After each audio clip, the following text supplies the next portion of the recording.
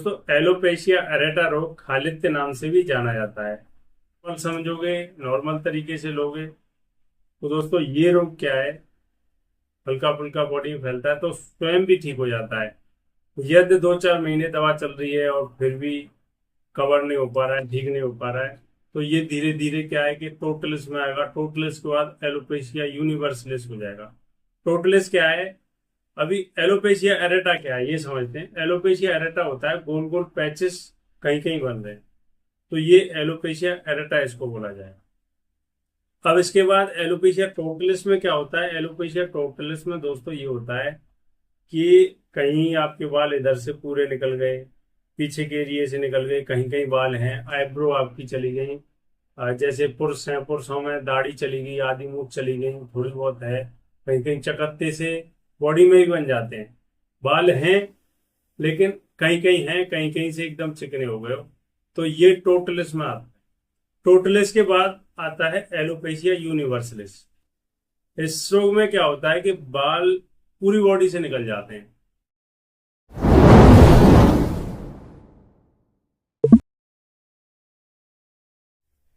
नमस्कार दोस्तों, मेरे चैनल में आप सभी का फिर से स्वागत है।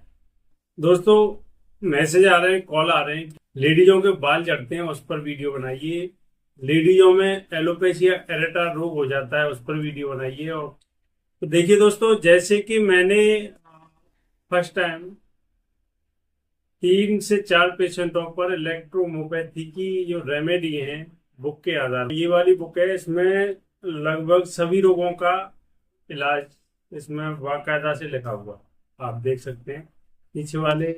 तो देखिए इस बुक में लगभग सभी रोगों का इलाज लिखा हुआ है और किस तरीके से देना है, बनाना है, ये भी लिखा हुआ है ये भी।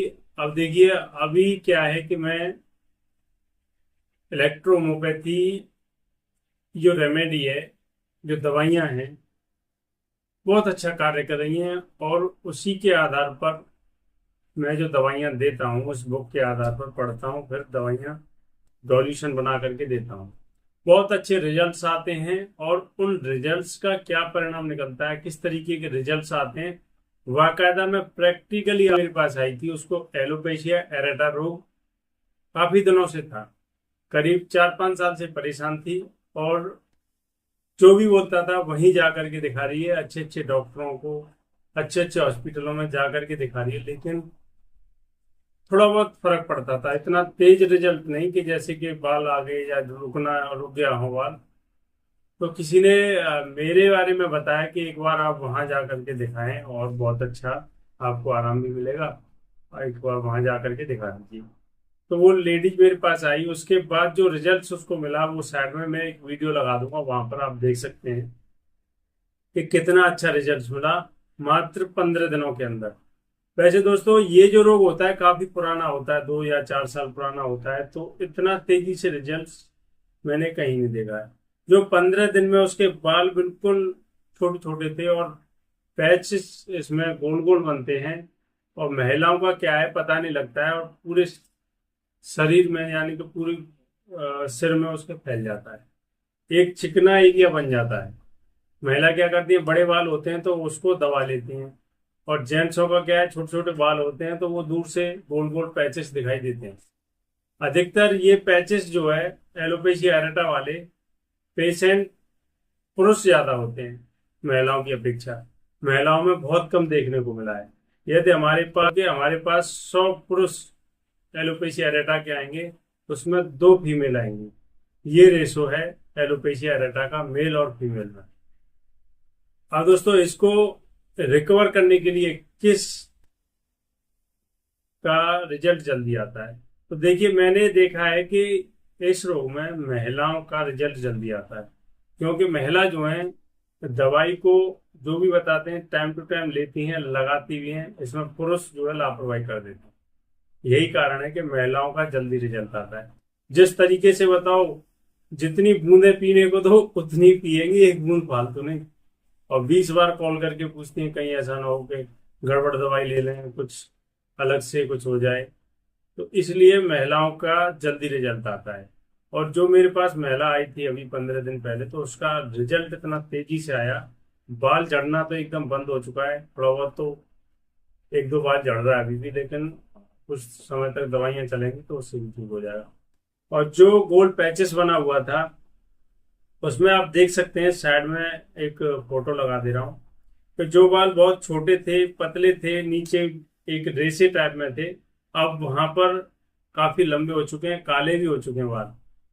और अभी ये जो पेशेंट आया था, रात का समय था, रात के समय में टॉर्च लगा करके वीडियो बनाई थी। क्योंकि यदि टॉर्च किसी जगह लगाओगे तो उसमें क्या है कि छोटे छोटे रेसे जो होते हैं, छोटे छोटे रेसे जो निकलते हैं रूम से, आप देखोगे तो जो छोटे रेसे हैं वो दिखाई नहीं देते हैं, वो भी कवर हो जाएगा।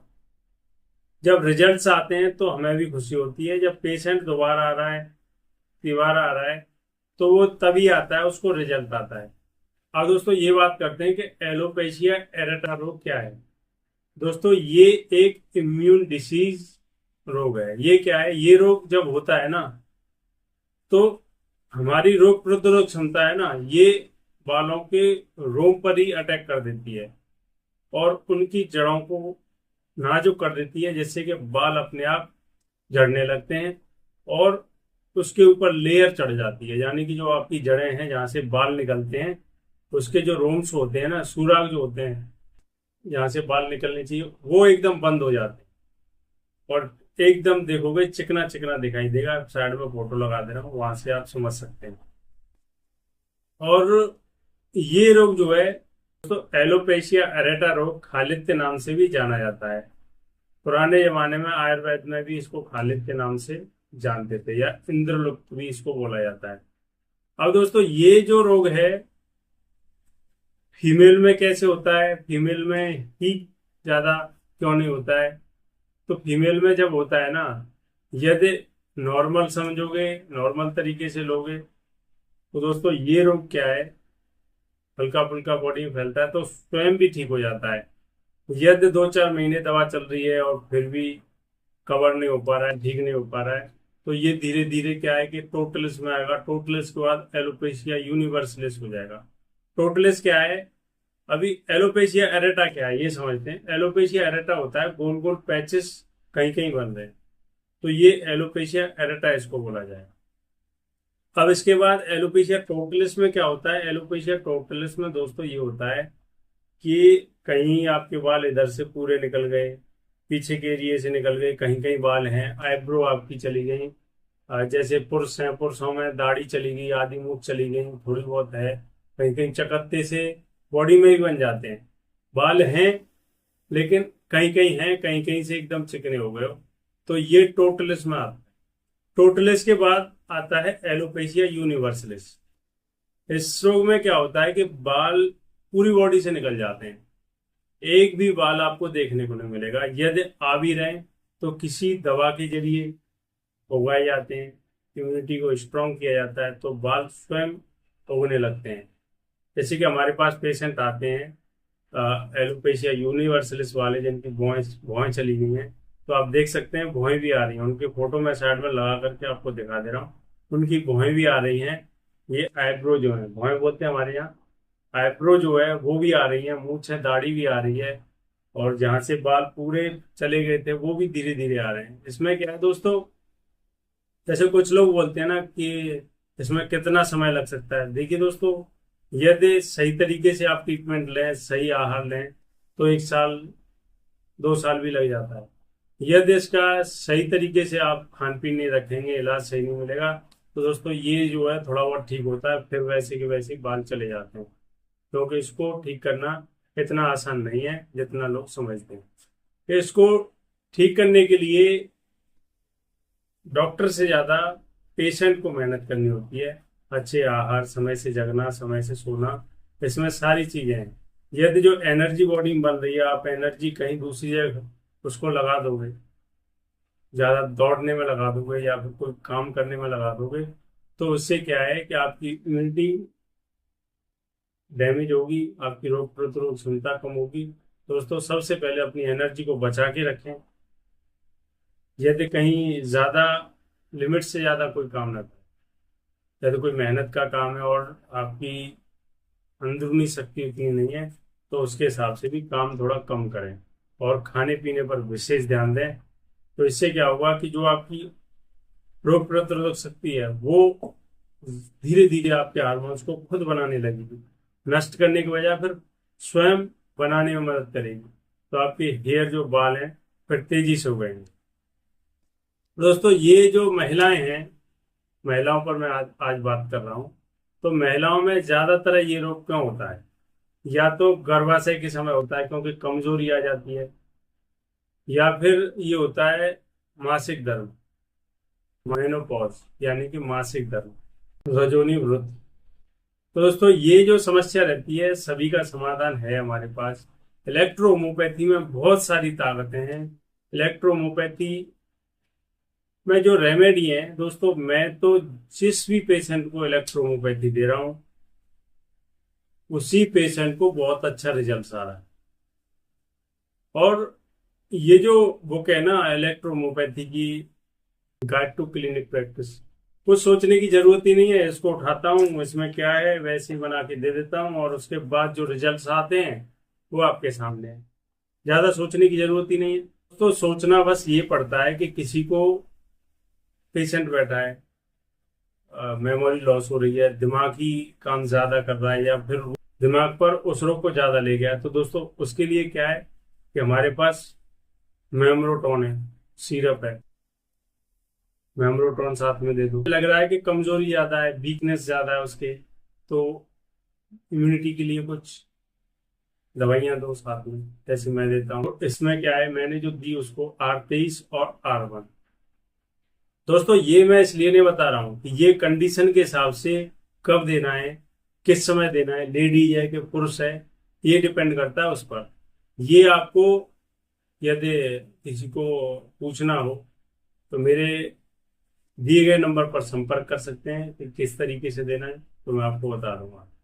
और लेडीज हो या पुरुष हो, एक चीज मैंने और देखी है इसमें, ये जो रोग होता है बालों का, हेयर फॉल से संबंधित, इसमें पेशाब से संबंधित समस्याएं और देखने को मिली, या फीमेल में यूटीआई से संबंधित, गर्भाशय से संबंधित हो, मासिक धर्म से संबंधित हो, या और भी समस्याएं होती हैं। और पुरुषों में क्या है, ये पेशाब के साथ उनके कैल्शियम जा रहा हो, या फिर किडनी में कोई दिक्कत हो। दोस्तों पुरुषों में भी पेशाब से संबंधित समस्याएं भी हो सकती हैं, जैसे कैल्शियम जा रहा हो, उसमें दांत की समस्या जिसको बोलते हैं। तो उसके लिए साथ में आपको ये चीजें देनी होंगी, जैसे कि मैं देता हूँ। यदि फीमेल है तो एल्कोलाइन सिरप, और जेंट्स है 22, जेंट्स है तो R22। और दोस्तों यदि डॉल्यूशन कुछ बनाने हो तो मैंने बताया कि किताब के आधार पर मैं बना के देता हूँ। और किस तरीके से बनाता हूँ किताब में आप देख सकते हैं। मैं जो पेशेंट आता है उसकी कंडीशन के हिसाब से डॉल्यूशन बना के देने पड़ते हैं। ज़्यादातर आप जो भी दो, D4, D5, D6, ये आपके ऊपर डिपेंड करता है कि आप क्या देते हो। यदि कोई पेशेंट है वो मंगाना चाहता है तो हमारे दिए गए नंबर पर संपर्क करके भी दवाई ऑनलाइन वो मंगा सकता है। और दोस्तों जो मैंने दी वो भी बता दे रहा हूँ, क्योंकि कुछ हमारे डॉक्टर्स हैं वो पूछते हैं कि क्या दिया क्या नहीं दिया। तो देखिए दोस्तों, मैं सभी को तो जवाब दे नहीं पाऊंगा, वो मेरी वीडियो देख लें बस। GE C5L1 GE, उसके लिए मैं जो है हमारे गुर्दे में RP सैनी जी, उनका सहारा जरूर लेता हूँ, उनसे पूछता भी हूँ, और उन्हीं के आधार पर मैं दवाइयाँ देता हूँ, या फिर किताब के आधार पर। एक लोशन और दिया था, उसका जिक्र मैं अगली वीडियो में करूँगा, क्योंकि लोशन उसमें मैन रहता है, जैसे कि उसमें वर्ड2 डाला था, और 2-3 दवाइयाँ और हैं, वो नेक्स्ट वीडियो में आपसे चर्चा करूँगा। क्योंकि जो रिजल्ट्स उसको मिलना है अभी पूर्ण नहीं मिल पाया है, और उसको रिजल्ट्स थोड़ा सा ज़्यादा मिले तो लोशन के बारे में भी अगली वीडियो में चर्चा करूँगा। दोस्तों आज के लिए मैं अपनी वीडियो को यहीं विराम देता हूँ। आशा करता हूँ कि मेरे द्वारा दी गई जानकारी आपको अच्छी लगी होगी। यदि आपको अच्छी लगी है तो मेरे चैनल को सब्सक्राइब करें, लाइक करें और शेयर करें। तो सभी साथियों को बोलेंगे जय श्री श्याम, ओम नमः शिवाय।